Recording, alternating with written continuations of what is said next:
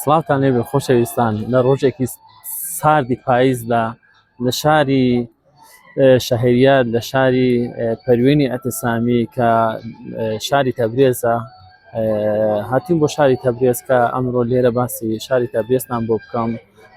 بەڕاستی من کە هاتم لە تاران هاتووم، تاران ئاوا سارد نەبوو، بەڵام هاتوومە ئێرە گەلێک ساردە بەڕاستی. خۆشەویستان، ئێرە پارکی ئێرگولی کە فارس پێی دەڵێ ئێرگولی، بەڵام خەڵکی تەبرێز پێی دەڵێن شاهگولی. بۆچی پێی دەڵێن شاهگولی؟ چونکە ئەو پارکە لە زمانی شای دروست کراوە و هیچ دەستکاری نەکراوە، هەر وەکو خۆی ماوە چۆن شارجێ هێشتووە ئاوا وەکو خۆیان هێشتۆتەوە بێ ئەوەی هیچ دەستکاریەکی بکەن. یەکێکە لە پارکە هەرە جوانەکانی شاری تەبرێز، شوێنێکی زۆر پاک و خاوێن و شوێنێکی زۆر دڵگیرە کە خۆتان دەبینم بەم بەیانیە زووە کە نزیکەی سعات 8 بەیانیە.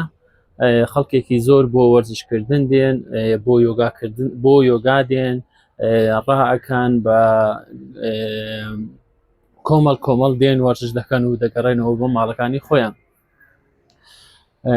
شاری تەبرێز کە خەڵکی ئێرە هەموو بەیانێک ئاوا زوو دێن بۆ ئێرە.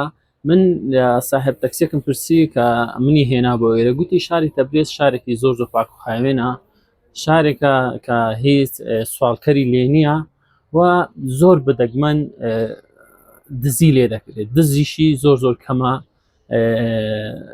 و شارێکی گوڵ و گورجاری زۆری لێە، شارێکی پاک و خاوێنە.